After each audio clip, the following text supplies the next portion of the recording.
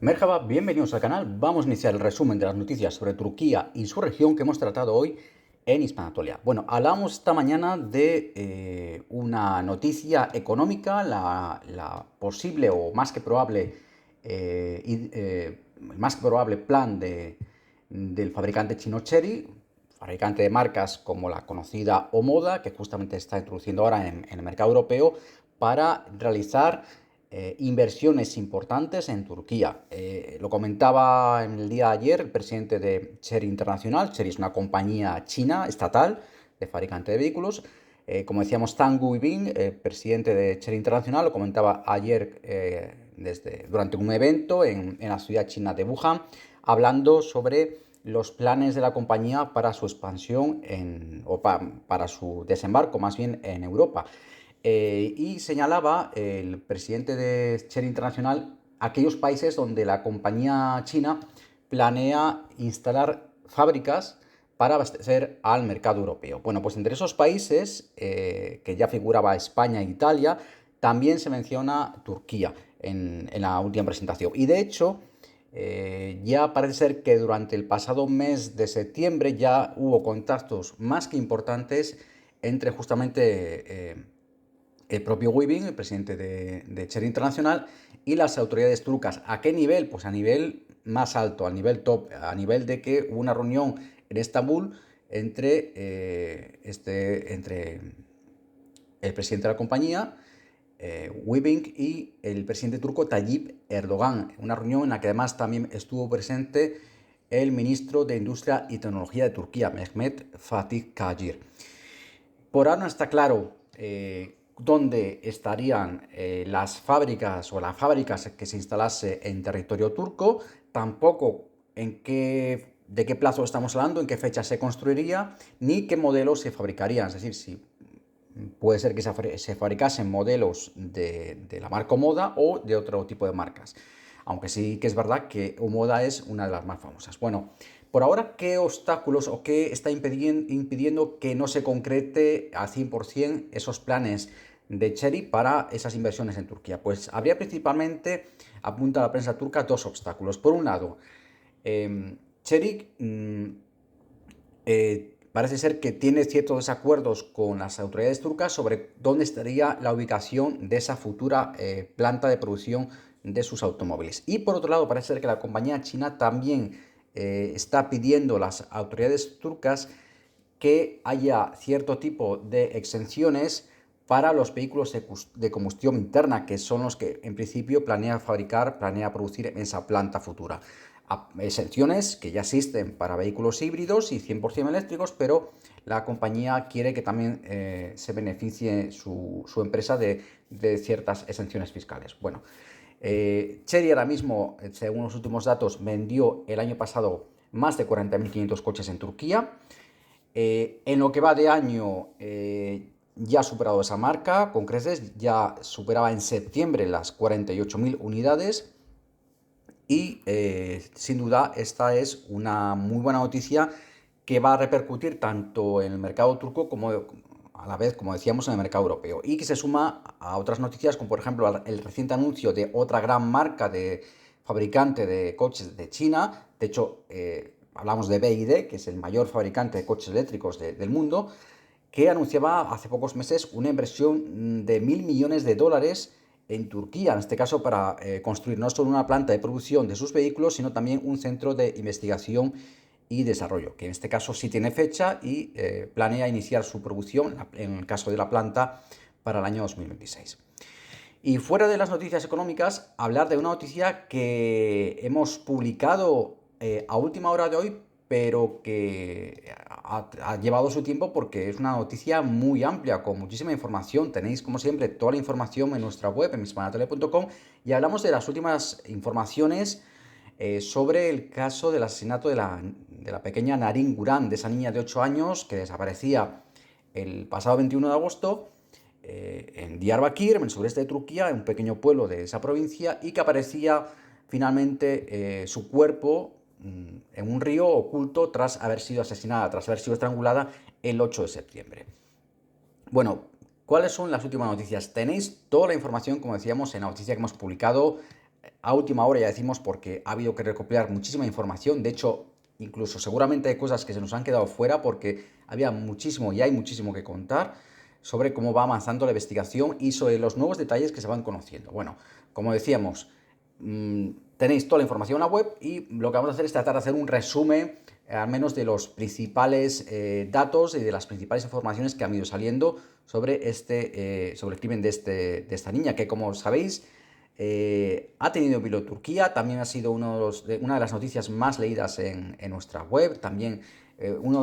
cuando hemos hablado de este tema, ha estado entre los podcasts más escuchados, entre los episodios más escuchados de este podcast. Porque es un crimen que sinceramente levanta todo tipo de ampollas y de indignación, tanto en la sociedad turca como cualquier persona que lo escuche, porque hablamos de un crimen que al fin y al cabo está implicado su propia familia, no lo olvidemos. O sea, ahora mismo tenemos que el fiscal de la oficina del fiscal de jefe de la República en Diyarbakir, la provincia donde se produjo el crimen,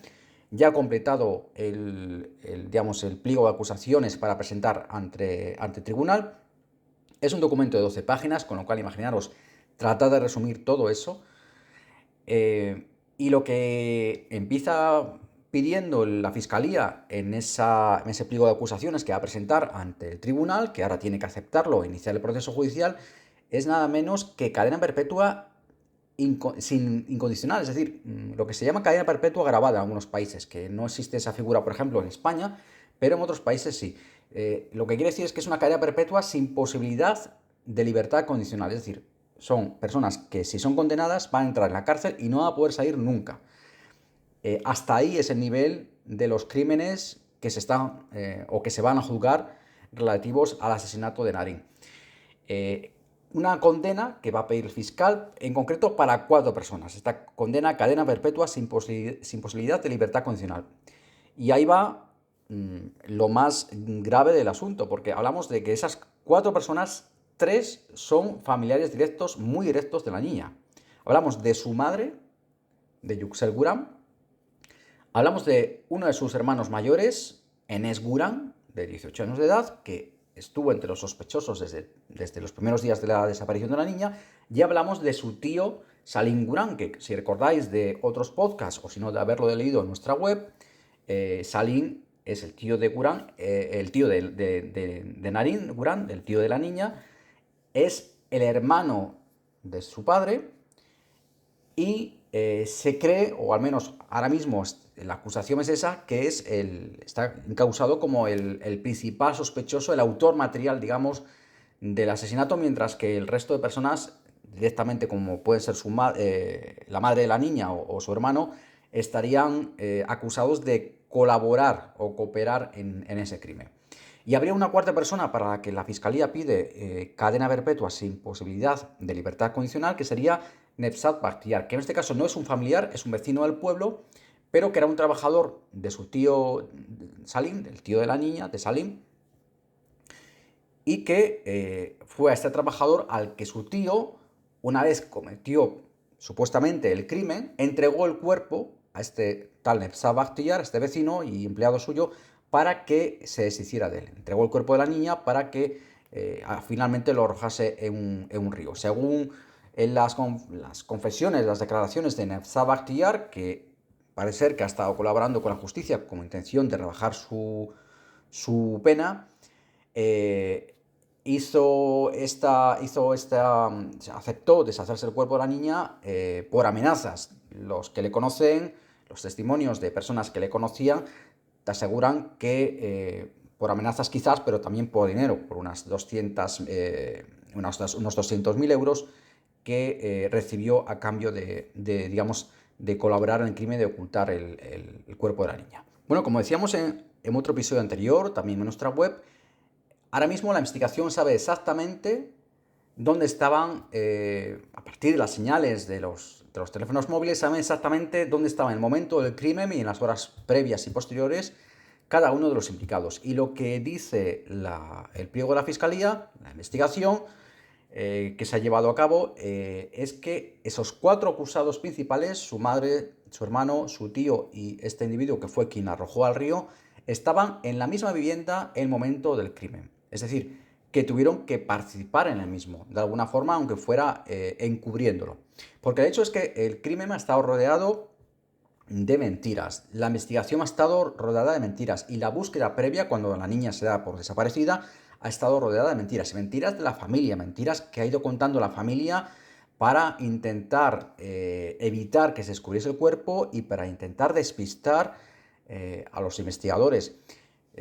Contamos casos en la noticia que hemos publicado en la web, como por ejemplo unas zapatillas, que lo recordaréis, que lo mencionamos en su momento. Hasta en 2 ocasiones se mencionan zapatillas que se encontraban, que los familiares decían que podían ser de la niña, y que parece ser que, según dicen los investigadores, los familiares directamente pues llegaban a decir: hemos encontrado unas zapatillas, y sin ni siquiera saber el número de las zapatillas, pues decían: pues puede que sean de la niña. Y hubo intentos de tratar de desviar la intención hacia una serie de inmigrantes sirios que vivían en la zona, que trabajaban en los campos de la zona, tratando un poco de desviar la atención de la investigación hacia ellos. Eso es lo que cuentan los investigadores, miembros de la gendarmería también, que participaban en la búsqueda primero, en la investigación por el asesinato más tarde. Según cuenta, por ejemplo, Nevzat Bastillar, decíamos, este individuo que depositó su cuerpo en el río, sería el que diría el que acusaría directamente a su tío Salim de ser el autor material del crimen, porque según su testimonio, el propio Salim le habría dicho: he matado a esta niña porque vio que yo tenía una relación con Yuxel, es decir, con la madre de Narin. Eso es lo que dice la fiscalía ahora. Con lo cual esto corroboraría un poco esa teoría que se apuntaba inicialmente y que nosotros tratamos también en este podcast y en nuestra web, hablando de las hipótesis que barajaba las diferentes hipótesis que barajaba la policía de por qué se cometió el crimen, que ahora mismo, a día de hoy, sigue sin saberse, pero apuntaría a esa idea de que puede que la niña viese algo que no querían los implicados que viese, y por eso decidieron matarla. Sobre todo porque al final un niño o una niña, pues es muy fácil que acabe contando la verdad. Aunque también hay que preguntarse qué nivel de moralidad puede tener una madre o un hermano o un tío para estar dispuestos a matar a su hija o a su sobrina, y además una niña tan pequeña. Y una de las hipótesis que también se ha ido barajando es que el motivo fuese, se ha ido barajando durante estos meses, es que el motivo fuese que la niña, como dice la fiscalía, basándose en la declaración de quien arrojó su cuerpo al río, pues la niña podría haber visto que su tío, que Salim, tenía una relación con su madre, obviamente no consentida, porque su madre estaba casada con el padre de Narim, como Arif Guran, que no está encausado, no tiene ninguna causa, no está investigado, no está investigado por el crimen y no tiene ahora mismo ningún cargo que pese contra él. Cuenta también el fiscal en este documento, que ha presentado 12 páginas, cómo los investigadores desde el principio les pareció evidente que la familia podía estar implicada desde los primeros días de la investigación, aun cuando oficialmente aquí era una búsqueda de una niña desaparecida. Ya se intuía, ya se veía que había cosas que no cuadraban, que no encajaban, y parece que desde los primeros días, aunque en los medios de comunicación, pues la idea que se seguía barajando era que era una búsqueda de una niña desaparecida, pues ya se barajaba por parte de los investigadores de que aquello era un crimen o un delito en el que había participado la familia, en que la familia estaba implicada y que estaba tratando de ocultarlo. Y eso se dedujo por muchas razones. Primero, por las múltiples contradicciones en las declaraciones de la familia, que se dice, que además, cuenta la fiscalía, que llegó incluso a provocar, a desatar un incendio provocado en las cercanías del pueblo para tratar de distraer y de entorpecer la búsqueda de la niña, quizás porque se estuviese aproximando los investigadores o el personal que se dedicaba a la búsqueda al lugar a ese río donde estaba oculto la niña. Parece más que la niña fue arrojada en ese río el mismo día de su desaparición, es decir, fue asesinada el mismo día en que se dio por desaparecida, y el 21 de agosto, y fue ese mismo día arrojada a río con intención de deshacerse del cuerpo. Es decir, además, todo apuntaba a que a que la familia tenía que estar implicada de alguna forma, también cuenta la Fiscalía en este documento, en esta acusación que ha presentado al tribunal, porque al fin y al cabo en ese pueblo, en Tafsantepe, la gran mayoría de sus habitantes son familias, tienen algún grado de parentesco, aunque sean primos, aunque sean tíos, pero tienen un grado de parentesco entre ellos, la mayoría, y no había constancia de que, por las cámaras de seguridad de la zona, de que ninguna persona, digamos, extraña, ningún extraño hubiese llegado al pueblo en los últimos días o el día de la desaparición de la niña, o que algún vehículo extraño también que pudiese haber entrado al pueblo. No había constancia de nada de esto y, por tanto, quien estuviese detrás de la desaparición de Narín tenía forzosamente que ser alguien del pueblo y, por probabilidad, pues mayoritariamente el pueblo estaba habitado por personas que eran familia de Narín, por tanto tenía que estar detrás de la familia de Narín y tenía que ser algo conocido, tenía que ser algo muy conocido. Y por supuesto, otra evidencia más era el comportamiento del propio tío de la niña, de Salim Gurán,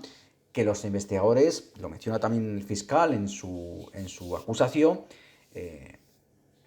pues los investigadores veían que en su condición de jefe de jefe de aldea, de Mukhtar, de jefe del pueblo,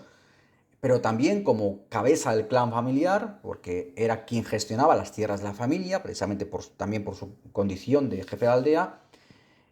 pues veían que el comportamiento de Salim, de su tío, del tío de la niña, pues también distaba mucho de ser normal, que se mostraba muchas veces nervioso, ansioso, que trataba de entorpecer también muchas veces la investigación, de llevarlos hacia pistas falsas, de también un poco de saber que sabían, que no sabían los investigadores. Obviamente, recordemos además que los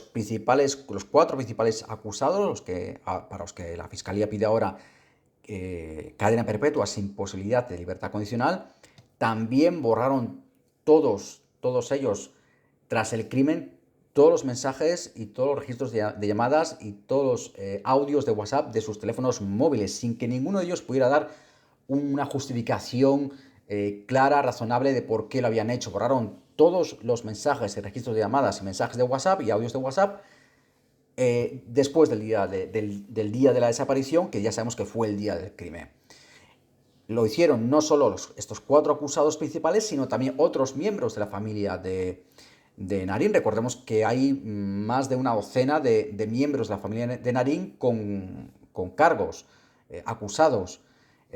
por este crimen, bien por haber participado directamente en él o bien por haberlo encubierto o haber entorpecido, como contábamos, pues todo lo que fue la investigación. Y también levantaba sospechas, pues dice la Fiscalía, la propia actuación de la madre de Narín, de Yüksel Gurán, que supuestamente tenía una relación con su tío Salim y que se cita textualmente en el informe de la Fiscalía como siendo interrogada por una gendarme, por una mujer gendarme, pues esta gendarme le dice que, bueno, que es mejor que dé toda la información posible, que todo lo que sepa, para ayudar en la investigación sobre la búsqueda de su hija. Y cuenta este informe, citando a esta gendarme, que ella actuaba en todo momento como aunque no se sabía, es decir, públicamente, y los investigadores no habían revelado que trabajaban con la hipótesis de que la niña estuviese muerta, que hubiese sido asesinada. Ella, de facto, su comportamiento y su reacción emocional y sus declaraciones, todo lo que apuntaban era como que ella sabía que estaba muerta. Y dentro de ese disgusto que tenía, ella lo que manifestaba es que asumía que su hija ya se había ido, entonces lo que buscaba era proteger a su hijo Enes. Recordemos que Enes Gurán, uno de sus hijos, es uno de los cuatro acusados que decimos que está para que pida al fiscal cadena perpetua. Fue ese hermano de Narín, Enes, fue en el que los primeros días de la investigación fue detenido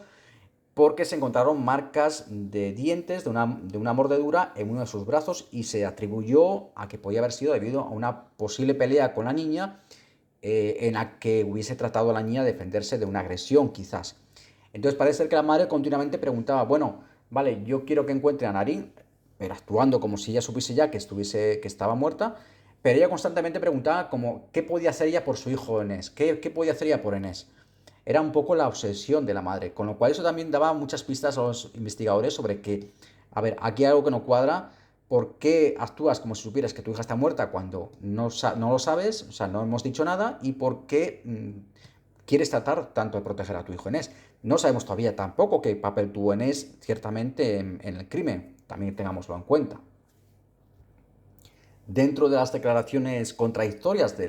los familiares de Narín, pues también se menciona por parte del fiscal que hubo cambios constantes de versión, que incluso su propio tío, Salim, primero decía que la niña había desaparecido en torno a las 3, luego ya decía que había desaparecido en torno a las 5 o 5 y media, precisamente para, digamos, intentar borrar cualquier tipo de sospecha, intentar alejar a los investigadores de esas horas cruciales entre las 3 y las 5, que es cuando se cree que se cometió el crimen. La familia, pues lo mismo, algunos familiares llegaron a decir que habían visto a la niña a las 5, a las 6, a las 7, cuando eso era completamente imposible porque la niña ya estaba muerta, se cree, desde pasada las 3 de la tarde, las 3 y 11 es cuando la capta por última vez una cámara de seguridad y se cree que la niña muere poco después porque la capta a pocos metros de su casa. Y llama, por supuesto, la atención, gravísimamente, la atención llamativamente de los investigadores, que les parece inexplicable, dice el informe del fiscal, literalmente, les parece inexplicable que la familia esperase hasta prácticamente las 9 de la noche para denunciar la desaparición de la niña. Es decir, a las 8:43 se produce la llamada en la que avisan a la gendarmería de que su hija está desaparecida y que no la encuentran. Es decir, habían pasado casi 6 horas desde que la niña supuestamente tenía que llegar a casa. Recordemos, insistimos, la niña es captada por una cámara de seguridad en torno a las 3 y 11, la cámara de seguridad de un colegio. Es la imagen hasta ahora más fiable que se tiene de ella. Y la niña iba camino de su casa, que estaba a pocos metros. Es decir, pongamos que llega a las 3 y 20, porque va caminando despacio y se entretiene. Pero no más. Y pasan casi 6 horas hasta que la familia decide notificarlo a las autoridades. Obviamente eso también hace sospechar. Es más, eh, el padre de Narín, Arif, decíamos, Arif Guran, el padre de Narín, que repetimos, no pesa sobre él ningún cargo, eh, se ha demostrado que el día del asesinato, el día del crimen, está fuera del pueblo. Tampoco nadie llama al padre de Narín para decirle, oye, tu hija está desaparecida, Narim ha desaparecido. Más cuando recordemos que Narim tenía una hermana que años atrás también había muerto en extrañas circunstancias, Tulin, es el nombre de esa hermana. Con lo cual, si desaparece otra niña, otra hija, razón de más para preocuparse enseguida. ¿Qué le ha pasado a nuestra niña? Pues nadie se preocupa, nadie llama a la gendarmería hasta casi las 9 de la noche. Nadie da aviso a las autoridades y nadie llama al padre para decirle, oye, Arif, tu hija ha desaparecido, ven corriendo, ayúdanos a buscarla. No, todo apunta a que la familia estaba metida en el ajo y trató de ocultar el crimen en todo momento. Y nadie avisa al padre hasta el punto de que hay que esperar, tiene que esperar el padre hasta que un amigo de un pueblo cercano, donde se encontraba en ese momento, le avisa, se lo dice, oye, ¿tú sabes que tu hija está desaparecida desde las 3 de la tarde? Nadie le informa, ni siquiera a su esposa, ni siquiera a sus hijos, de un hecho tan grave como es la desaparición de una hija. Ahí es nada. En fin, todo esto, también conversaciones que captaron, que se vieron incluso en público, el día que se encontró, por ejemplo, a la niña, se produce un altercado, digamos, frente a la casa de la niña o cerca de la casa de la niña, en la que se ve a varios familiares, que eran, como decimos, todos vecinos del pueblo, se ven entre ellos discutiendo, diciéndose cosas como que todos sabemos lo que ha pasado, no me hagas hablar, tendríais que haber dicho la verdad y esto no habría ocurrido. Es decir, discusiones, conversaciones que evidencian muchas cosas, pero a día de hoy es cierto que sabemos que la familia estuvo implicada en el crimen, que trató de ocultar el asesinato horrible de la niña, pero seguimos sin tener la certeza de por qué murió la niña. Y desgraciadamente tenemos que deciros que puede que nunca lo sepamos. Porque si algo es tan grave como para que miembros de una familia directa, no hablamos de un primo lejano, no hablamos de un tío lejano, no, hablamos de madres, hermanos, tíos, primos incluso, que están implicados, que están acusados por ejemplo, de colaborar en la ocultación del crimen. Si a familiares directos a este nivel, fuera lo que fuese lo que había que ocultar, colaboraron, ayudaron para tratar de ocultar el asesinato de una niña inocente de 8 años, muchos nos tememos que fuera lo que fuese lo que quisiesen ocultar, puede que nunca lo sepamos. Ojalá sí, pero puede que nunca lo sepamos porque quizás incluso se lo lleven a la cárcel y a la tumba. Y bueno, fuera de esta noticia, insistimos, tenéis toda la información, es una noticia muy extensa, por eso estamos hoy yéndonos a más tiempo de normal, como este podcast. También ayer, como en la muerte de Fethullah Gulen, pues hicimos un podcast más largo de normal, pero decimos, tenéis toda la información, una noticia amplísima, con un montón de datos, de información, de imágenes, en la noticia sobre los últimos datos, sobre las últimas informaciones sobre el caso, la investigación sobre la muerte de Narín Gurán en nuestra web, en hispanatoria.com. Yéndonos, como decíamos, a noticias más breves que hemos publicado, como siempre, en nuestro perfil en la red social X, hablar de un par de noticias, de casi anécdotas, pero que nos hacen, que nos permiten distendirnos y alejarnos un poco de este horrible crimen. Habla, por ejemplo, de un vídeo que hemos publicado en la antigua Twitter, en nuestro perfil, hablando de esas nevadas, fuertes nevadas, de hasta 1 metro de espesor, que comienzan ya a llegar. Estamos a finales de octubre y tenemos ya nevadas de 1 metro de espesor en las montañas del Mar Negro, de la costa este de la región oriental del Mar Negro de Turquía. Hablamos de la meseta de Kabrun, está situada a unos 2.300 metros de altura, en la provincia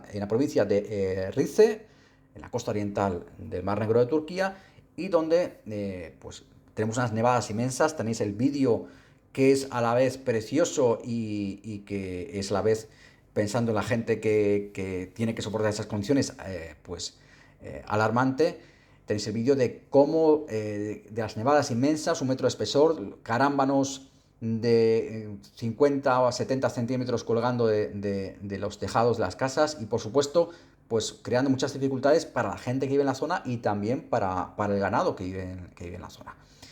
Y tenéis también otro vídeo muy curioso que hemos publicado en nuestro perfil en X, hablando de, esto sí que es curioso y raro, de una manada de cabras que fue grabada